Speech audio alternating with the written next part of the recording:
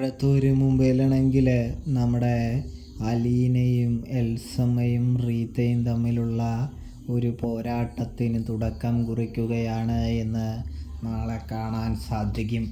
ആൻ്റപ്പനും കൂടാതെ തന്നെ മറ്റ് ജോലിക്കാർക്കും നല്ല രീതിയിലുള്ള ശാസനവും താക്കീതും അലീന കൊടുക്കുന്നുണ്ട്. തന്നെ അനുസരിച്ച് മതിയാവുകയെന്നും അനുസരിച്ചില്ലെങ്കിൽ അതിൻ്റെ അനന്തരഫലം നിങ്ങൾ അനുഭവിക്കേണ്ടി വരുമെന്നും അലീന പറയുന്നത് കാണാൻ കഴിയുന്നുണ്ട് പ്രേക്ഷകരെ, പ്രിയ കൂട്ടുകാരെ. ഇതേ സമയമാണെങ്കിൽ ഞങ്ങളെ ചതിക്കരുതെന്നും ഞങ്ങളിനി പറ്റിക്കില്ല എന്നും തട്ടിപ്പും വെട്ടിപ്പൊന്നും നടത്തില്ല എന്നും വാക്ക് കൊടുക്കുകയാണ് എന്ന് കാണാം. തുടർന്നാണെങ്കിൽ എന്തെങ്കിലും ഒരു ചെറിയ വീഴ്ച നിങ്ങളുടെ ഭാഗത്തു നിന്ന് വന്നാൽ ഞാൻ നിങ്ങളീ ചെയ്ത കാര്യങ്ങൾ പപ്പയോട് തുറന്നു പറയുമെന്ന് പറയുന്നത് കാണാൻ കഴിയും.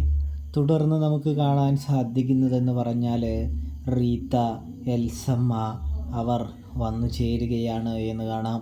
വന്നു ചേർന്ന ഉടനെ തന്നെ അലീനയെ കാണുന്നു. അലീനയാണ് അവിടെ ഭരിക്കുന്നതെന്നറിയുന്നു. ഒരു പോരാട്ടം, ഒരു യുദ്ധം തുടക്കം കുറിക്കുന്നു. ഒടുവിൽ അലീനയുടെ കയ്യിലെ ചൂടറിയുന്നു. അലീനയുടെ കൈയുടെ പാട് എൽസമ്മയുടെ മുഖത്ത് പതിയുന്നു എന്ന് കാണാൻ സാധിക്കും. അപ്പോൾ സബ്സ്ക്രൈബ്